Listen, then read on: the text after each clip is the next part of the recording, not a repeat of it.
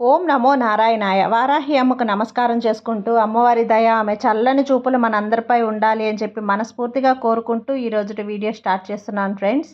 ఇక ఈరోజు వీడియోలో మనం చూడబోయేది ఏంటి అంటే, మనం ప్రతిరోజు వారాహి అమ్మవారిని ఎంతో ఇష్టంగా పూజిస్తూ ఉన్నాం. అలాగే అమ్మవారికి ఇష్టమైనటువంటి రోజులలో మనం చేసే పరిహారాలు, పూజలు, స్వీట్స్, ఏంజల్స్ నెంబర్స్ ఇలాంటివన్నీ కూడా చాలా చాలా గొప్ప మంచి ఫలితాన్ని మనకు తెచ్చిపెడుతూ ఉన్నాయి.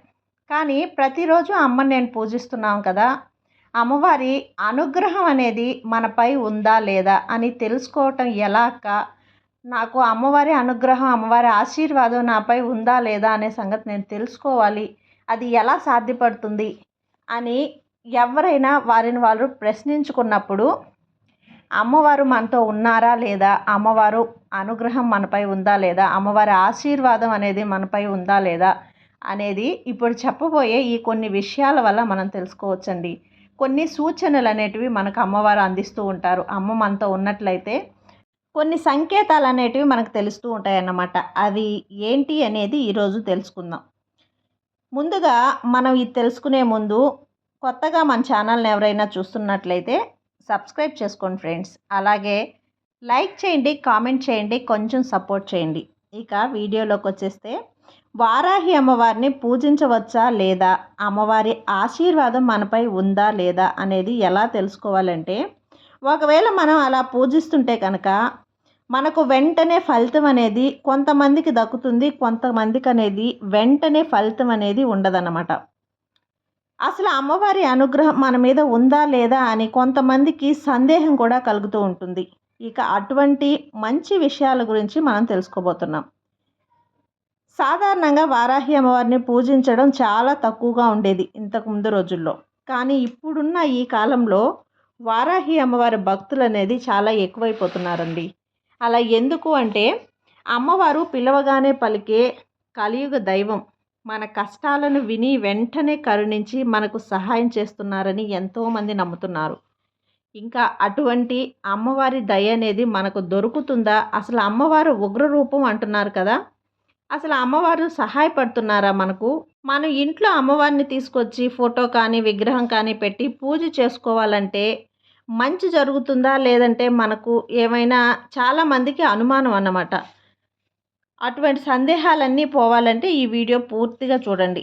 ఈ సందేహాలన్నీ కూడా పూర్తిగా తీరుతాయి. కొన్ని విషయాల్లో అమ్మవారి ఆశీర్వాదం పొందాలంటే కొన్ని విషయాలు మనం చూడాలి. సాధారణంగా మనందరం కూడా ఏదైనా అమ్మవారి ఫోటో తీసుకోవాలి, పూజ చేసుకోవాలి అంటే కూడా అమ్మవారి ఆశీర్వాదం ఉండాలి. చాలామంది అనుకుంటూ ఉంటారు, ఇన్ని పరిహారాలు చేస్తున్నానండి, నేను అమ్మవారి ఫోటో అనేది మా దగ్గర లేదు, అమ్మవారి ఫోటో లేనప్పుడు దీపంలోనే అమ్మని చూసుకోమని మేము చెప్తూ ఉన్నాం. కానీ కొంతమందికి మేము తెచ్చుకోవాలనుకున్నా కూడా తెచ్చుకోలేకపోతున్నాం అనుకున్న వాళ్ళు, అలాంటి వారికి అమ్మవారి ఫోటో తెచ్చుకోలేకపోతున్నారు అంటే అమ్మవారి అనుగ్రహం వారిపై లేనట్టే. అమ్మవారి పూజ చేసుకోవాలి అన్నా కూడా అమ్మవారి ఆశీర్వాదం ఉండాలి. ఇంకా మన ఇంట్లో అమ్మవారు ఉన్నారా, అమ్మవారు మనకు తోడుగా ఉన్నారా లేదా, అమ్మవారి ఆశీర్వాదం మనకు ఉందా లేదా అని తెలుసుకోవాలంటే మనం అమ్మవారిని పూజించుకోవాలి అనిపిస్తుంది. ఫస్ట్ ఏదైనా సరే ఒక వీడియో చూడడం కానీ, ఏదైనా అమ్మవారి గురించి ఎవరైనా చెప్పడం వల్లనో, ఇలా వీడియోస్ వల్లనో చాలామందికి మనసులో పూజ చేసుకోవాలి అనిపిస్తుంది. వాళ్ళ ఉన్న కష్టం నుంచి బయటపడాలంటే అమ్మవారి సహాయం కావాలి, నాకు అమ్మవారి సహాయాన్ని నేను పొందాలి అని అనుకున్న వాళ్ళు ఎప్పుడూ కూడా వాళ్ళకి అమ్మవారి ఆశీర్వాదం ఉండబట్టే అలా అనిపిస్తుంది. వారాహి అమ్మవారి గుడికి వెళ్ళాలనిపించడం కూడా అమ్మవారి ఆశీర్వాదం ఉండబట్టే అది సాధ్యపడుతుంది. అమ్మ మిమ్మల్ని అలా పిలుస్తుందన్నమాట రమ్మని. అమ్మవారిని పూజ చేయాలనుకొని పంచమి తిథుల్లో కానీ, పౌర్ణమి తిథుల్లో కానీ అమ్మవారికి కొబ్బరికాయతో దీపారాధన చేయాలన్నా కూడా అమ్మవారి ఆశీర్వాదం ఉంటేనే మనకి ఇటువంటి ఆలోచన అనేది వస్తుంది. చాలామంది నమ్మని వారు కూడా ఉన్నారండి. అమ్మవారు ఉగ్రరూపం కదా, మనం ఏమన్నా చేస్తారేమో, మనం పూజించడం మన కులదైవం కాదు కదా, ఇలా పూజించడం వల్ల ఏమన్నా నెగిటివ్ అనేది జరుగుతుందేమో అనే చాలామంది సందేహపడుతూ ఉంటారు, భయపడుతూ ఉంటారు. అమ్మవారు నిజంగా చిన్నపిల్ల లాంటి వారు. అమ్మవారిని మనం నిజంగా నమ్మితే కనుక ఆవిడ మనల్ని ఒక బిడ్డలాగా, మన పిల్లల్ని ఆ అమ్మవారు ఎలా అయితే చూసుకుంటారో ఆ విధంగా మనల్ని చూసుకొని కాపాడతారండి. అమ్మ మనల్ని ఆ విధంగా ఆమె రూపం అనేది మనకు కళ్ళలో చూపించడం కానీ, మనకు ఎవరి ద్వారానైనా సరే అమ్మ పిలుపు అనేది మనకు వినిపించేలా చేస్తుంది. ఇక ఉగ్ర రూపం అంటే చెడ్డ వాళ్ళకి మాత్రమే అమ్మవారు అలా కనిపిస్తారు. అందరికీ కాదు. మంచివారికి ఎవ్వరికీ కూడా ఎప్పుడు అమ్మ తోడుగా ఉంటారు. చెడ్డవారికి ఎప్పుడు ఉగ్ర రూపం దాలుస్తారు అనేది ఆ మాట అయితే నిజమండి ఖచ్చితంగా. మనం అమ్మవారిని పూజిస్తున్నాము అంటే మనకు ఉన్న శత్రువులందరికీ కూడా అమ్మవారి భయం అనేది కలుగుతుంది. మన జోలికి రావాలంటే కూడా భయపడేలా చేస్తుందన్నమాట. ఇక రెండో విషయం ఏంటి అంటే అమ్మవారి ఫోటోలను ఎప్పుడైతే ఇంట్లో తీసుకొచ్చి పెట్టుకుంటారో ఆ రోజుటి నుంచి మనకు ఏదో ఒక తెలియని ఎనర్జీ అనేది అమ్మవారి శక్తి అనేది మనకు కలుగజేస్తుంది. మనం ఊహించగలం అమ్మ శక్తిలో మనం ఒక 10% అయినా సరే ఆ శక్తి అనేది మనకు ఎంత యాక్టివ్గా ఉంటామంటే మనం చేసే పనులలో మనకు వ్యత్యాసం కూడా కనిపిస్తుంది. ఉదయాన్నే బ్రహ్మముహూర్తంలో నిద్ర లేవగలగడం, మంచి ఎనర్జీ మనకు కలగడం, మనం లేదంటే పూజ రూమ్లో నిజంగా అమ్మవారిని తీసుకొచ్చి పెట్టిన రోజు కూడా చూడండి, పూజ రూమ్లో మనకు తెలియకుండానే ఒక కొత్త అట్రాక్షన్ అనేది కలుగుతుందన్నమాట. ఇంతకు ముందు కంటే కూడా తెలియని శక్తి అనేది మనకు అనిపిస్తుంది.